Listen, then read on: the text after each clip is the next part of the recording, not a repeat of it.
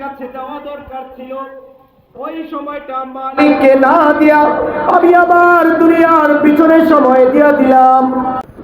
মালিক ফজরের সময় ডাকে, বান্দা আয় মসজিদের ভিতরে আয়।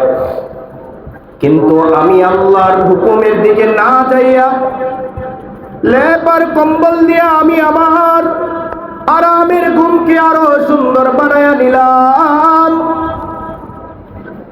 মালিক বলে, বান্দা জোহরের সময় আয় আয় আয়।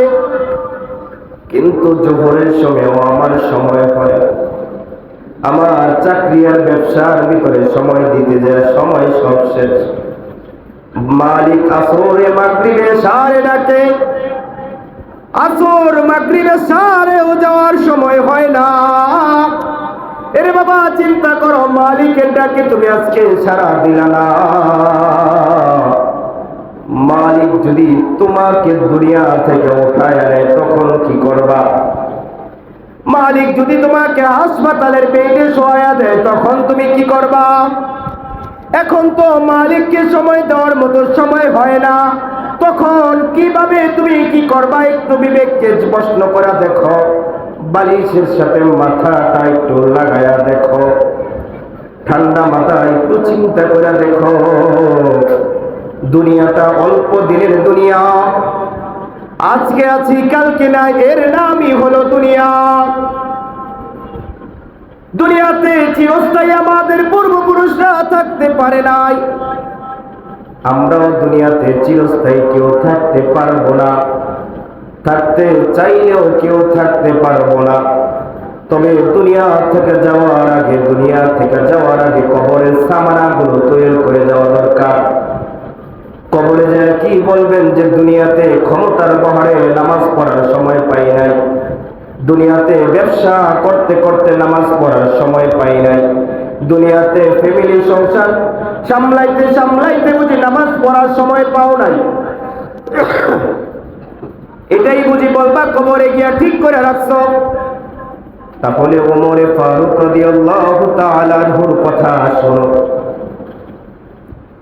হযরত ওমরে ফারুক রাদিয়াল্লাহু তাআলা আনহু জামানার খলিফা, রাষ্ট্র পরিচালনা করে ওমরে ফারুক।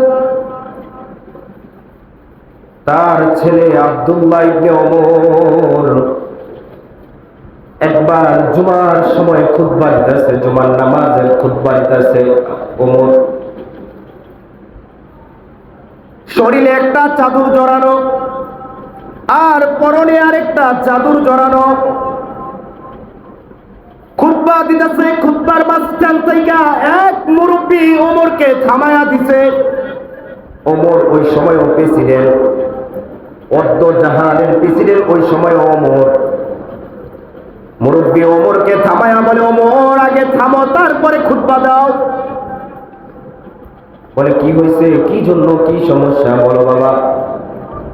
বলে, ওমর এক সপ্তাহ আগে এই শীতের সিজনে আমাদের জন্য তুমি তোমার রাষ্ট্র থেকে, রাষ্ট্রের খাজানা থেকে আমাদের জন্য কিছু চাদর আমাদেরকে বিলীন করছো, আমাদেরকে কিছু চাদর দিছো তুমি। আমরা সবাই চাদর পাইছি, কিন্তু তোমার গায়ে দুইটা চাদর দেখা যায়। দুইটা চাদরের ভিতরে সরকারি সিল মোহর মারা। ওমর, তোমার গায়ের চাদরে যদি সিল মোহর মারা না থাকতো তাহলে তোমাকে থামাইতাম না। তোমার গায়ের চাদরের ভিতরে সিল মোহর মারা। ওমর চোখের পানি ছেড়ে দিয়ে কান্না করে আর বলে, আজকের এই প্রশ্নের জবাব আমি দেব না, আমার ছেলে আব্দুল্লাহ এই প্রশ্নের জবাব দিবে। এবার তার ছেলেকে দাঁড় করাইছে। তার ছেলে দাঁড়ায়া বলে, আমার বাবার পরনে যেই দুইটা চাদর তোমরা দেখতেছ, আমার বাবা চাদর রাষ্ট্র থেকে দুইটা না একটাই পাইছে। আমার বাবা যেই চাদর পইরা আজকে জুমার খুতবা দিতেছে, শরীরে গায়ে যে চাদরটা জড়ানো আছে ওই চাদরটা আমার বাবার না, আমি রাষ্ট্রের একজন সদস্য হওয়ার কারণে আমাকেও একটা চাদর দেওয়া হয়েছিল। ওই চাদরটা আমার বাবা পয়রা খুতবা দিতেছে, বলে আমার বাবার চাদরটা ময়লা হয়ে গেছে, বাবা চাদরটা ধুইয়া দিছে, শুকায় নাই। আর এই ময়লা চাদর নিয়ে কিভাবে আজকে খুতবা দিবে বাবা? এই জন্য আমি বাবারে বলছি আমার চাদরটা আপনি নিয়ে যান, আমার চাদরটা পয়রা আপনি খুতবা দেন, আপনার চাদর শুকাইলে আপনি পয়রেন। মুরব্বী চোখের পানি ছাইরা দিয়া ওমরের হাত ধরে রাসূলের রওজা মুবারকে নিয়া বলে, ওগো প্রিয় নবী,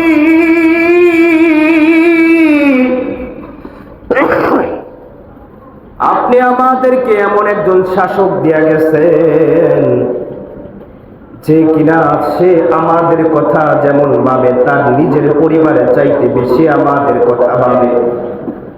আমাদেরকে ইনসাফ কায়েম করছে আমাদের সমাজে, সে ইনসাফের সাথে চাদর দুইটা নেয় নাই, চাদর একটাই নিচে গলবে। চিন্তা করেন, অর্থ জাহানের খলিফা ওমর, তার কিসের অভাব? এরপরেও জুমার দিন একটা কাপড় ধুয়ে আরেকটা কাপড় পরবে, এই কাপড় নাই। কিন্তু তাদের ঈমানের পাওয়ার এমন ছিল, নবীজি জান্নাতে গিয়া তাদের দরজার ভিতরে তাদের নাম